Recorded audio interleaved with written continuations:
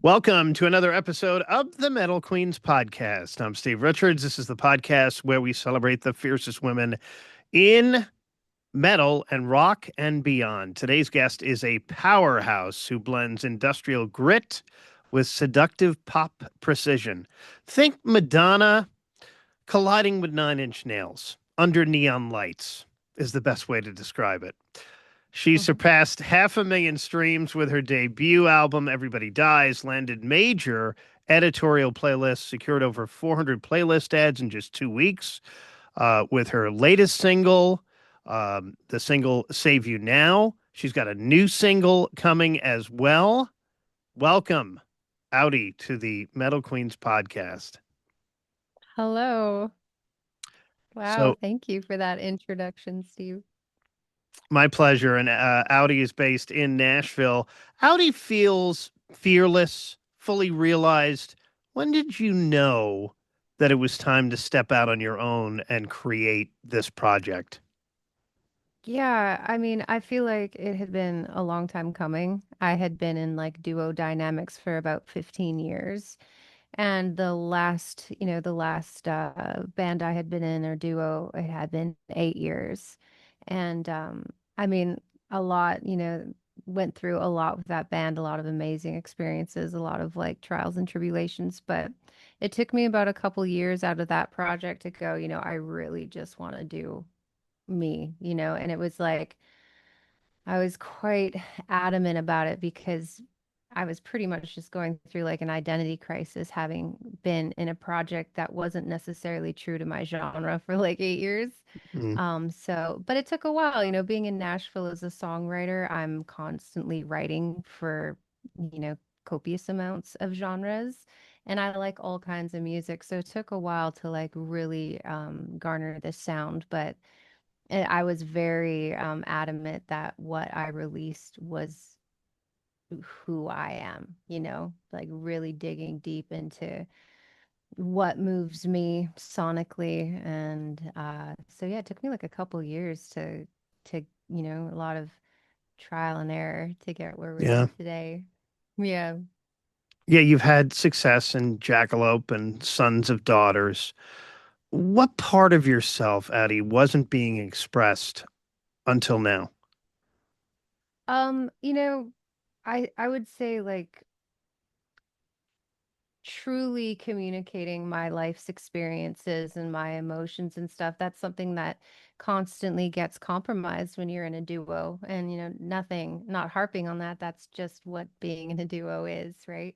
So you're constantly compromising. But I mean, for the last 8 years, I was compromising almost like my musical integrity, playing a genre I didn't really love you know?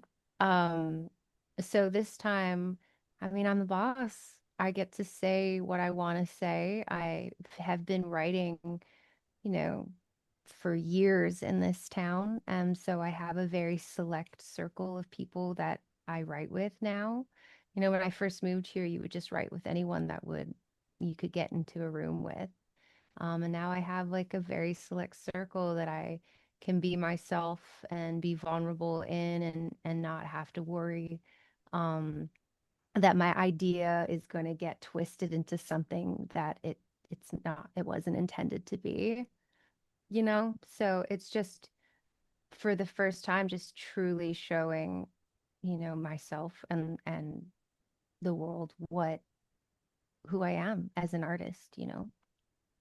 What was music like for you growing up? Was it big in the house? Did you grow up in a small town? I did not. No, I grew up in Vancouver, Canada. You know what? Actually, there's a bit of a dichotomy. My dad lived in a city. He lived in Vancouver, but my mom, she did live in a small town, but I only got to see my mom a few months out of the year. Music was not, it wasn't super prominent in my dad's household. Like my dad listened to, I mean, my dad liked music, but he listened to a lot of, the top 40s, but definitely introduced me to bands like Queen and Pink Floyd and that kind of stuff. But then when I went to, the small town where my mom lives, it was country, country, Mm, country, country, and 90s country. I yeah. definitely grew up on that kind of stuff, like Reba and the Judds and stuff when I was with her. And I think that's when I really developed a love as a kid for the storytelling in music, Yeah. like just true storytelling. Um, but yeah, I think I was just as a kid always incredibly drawn to music, whether it was musicals or in movies, or being in choir, that kind of thing. Like from a very young age, I was telling everyone I was going to be a singer. So sometimes you just like, there's no explaining it because it doesn't run in the family. No one in my family is musically inclined except apparently one of my uh, my grandfather's father, my great grandfather, I think. And you were listening to country. Your mom from the My country. mom was, yeah. Yeah. It was in, and now you're in Nashville. Yeah, she loved it for sure. Mm. What does success mean to you now versus earlier in your career?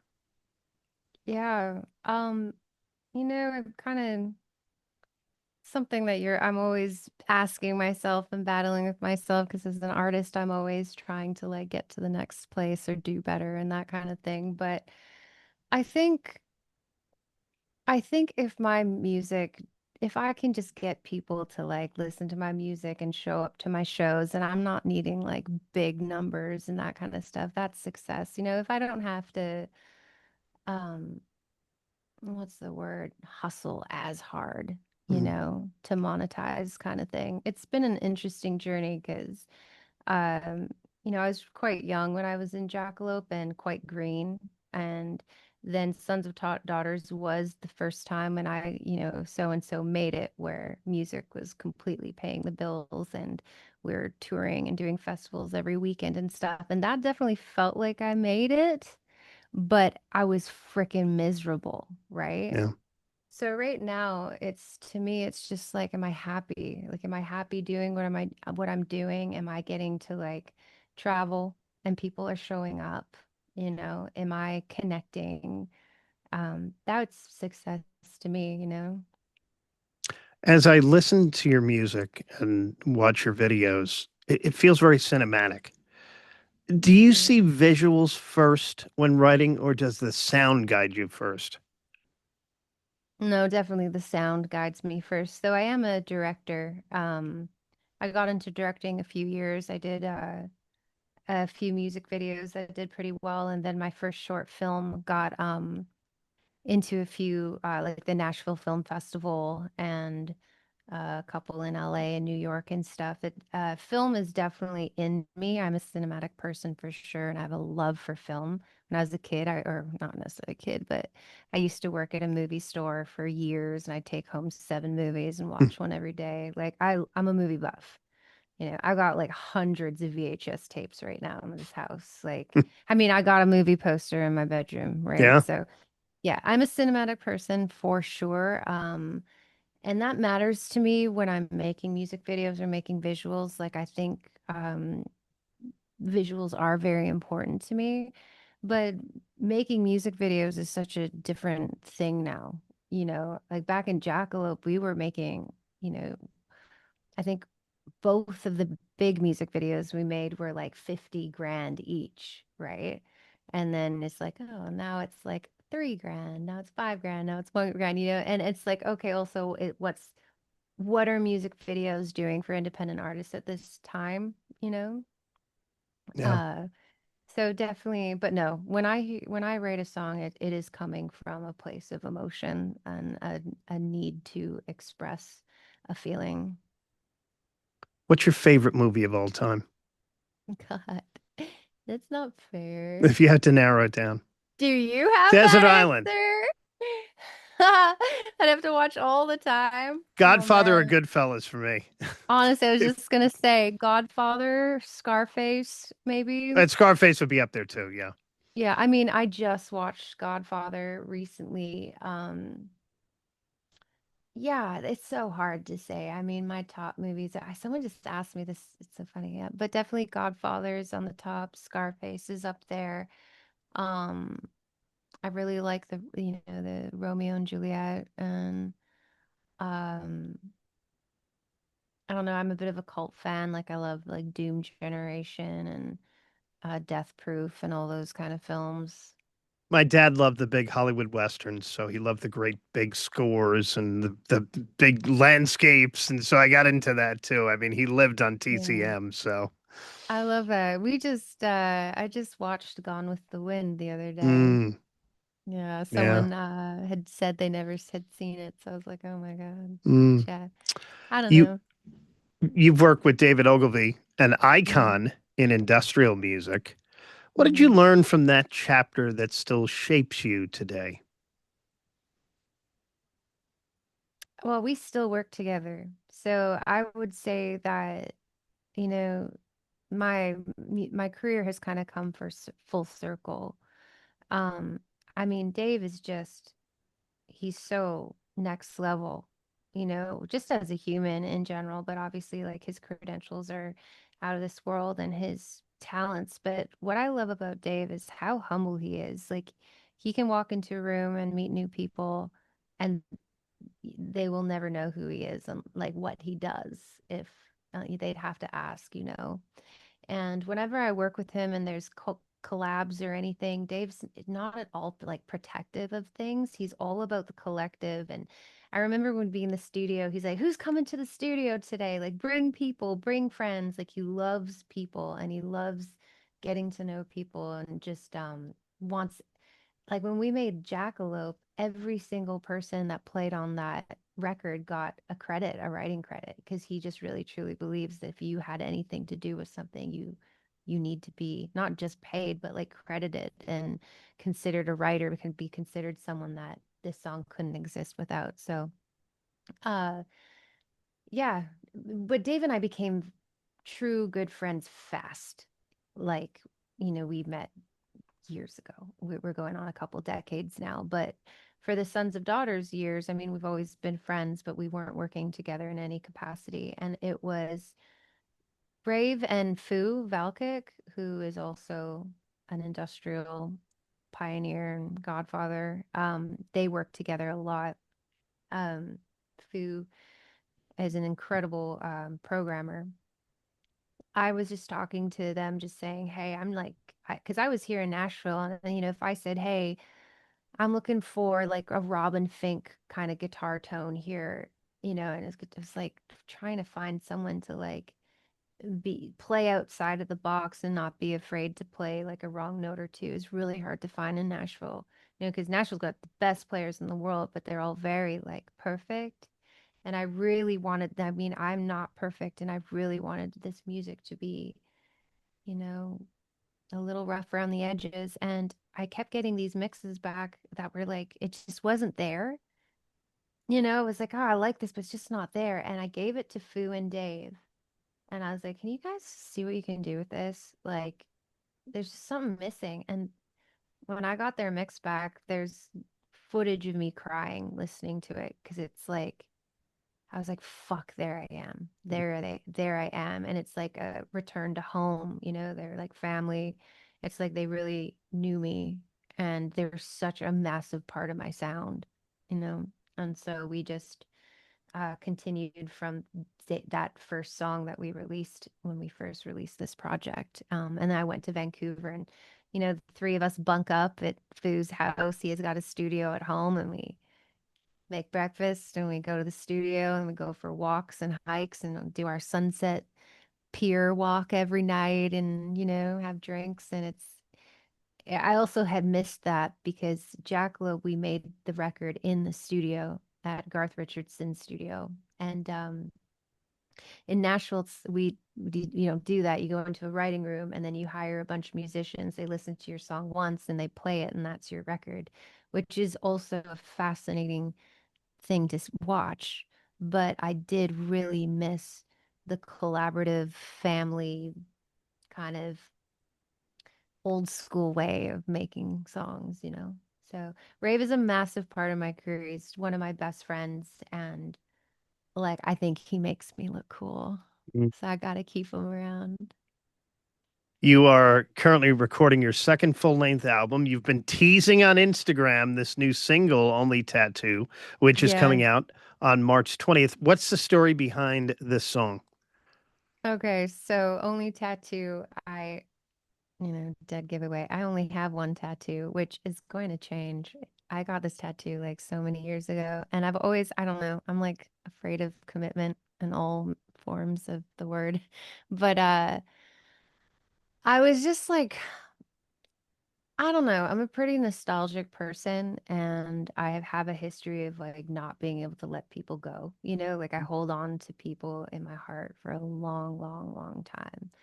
And I was starting to feel like that was changing for me. Like, I don't know, like the kind of like sad but also beautiful resiliency in humans, how like you can literally go from feeling like you can't live without this person to like years down the road almost forgetting you were with them.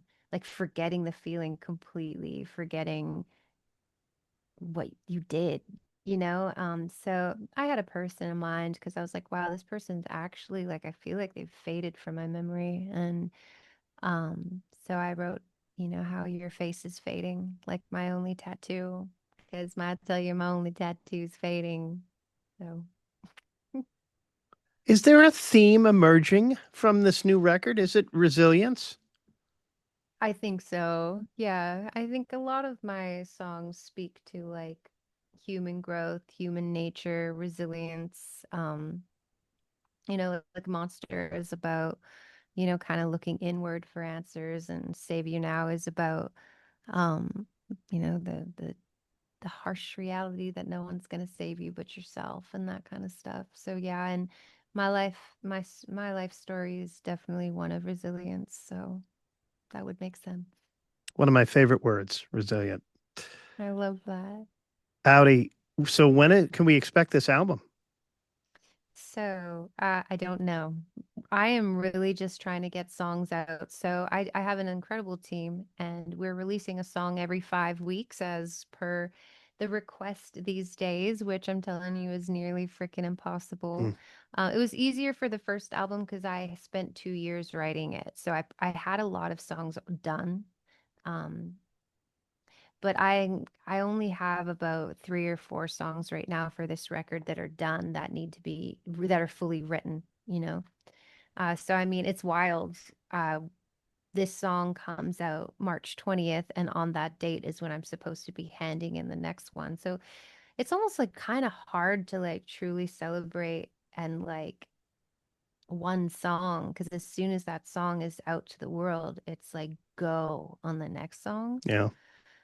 So what I see happening, it really depends on what this year looks like, but um, I I just gonna keep recording and see what happens. And then you'll have the second album eventually, but a Pretty bunch of much. singles still to come. What You know, about, I go ahead.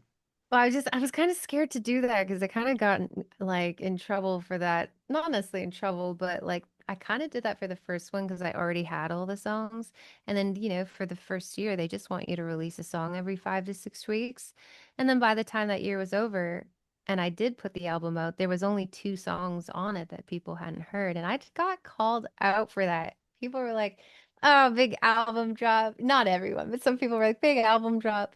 There's only 2 new songs on it. I'm like, ah, damn it. I'm like, when do people find the time to write for albums when you have to release a song every 5 to 6 weeks? Yeah. Like it's wild to me.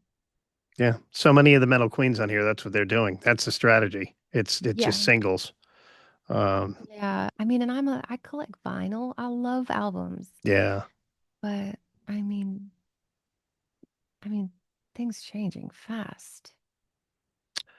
What about touring for you this spring and summer? You have some dates? Yeah, like very grateful to have recently signed with an agency called More Dope Music out of Atlanta. So we are starting the booking late spring, early summer tour. Looks like end of May, there's potentials for Louisville and Chicago. I'm playing Nashville May 21st. But yeah, and then, I'm from Canada and there's a few things going on in Toronto this summer, so I'll be up there for a few shows as well. All right. So catch Audi live. She's got more singles coming. The new one is out. Only Tattoo on March 20th. Follow her on social. She's been teasing. I'm sure she'll be teasing the next one after March 20th as well.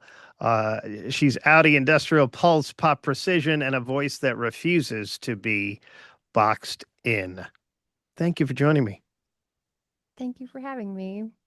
And this is the Metal Queens podcast. Like it, share it, subscribe to it. And I'm Steve Richards. I will talk to you again next time.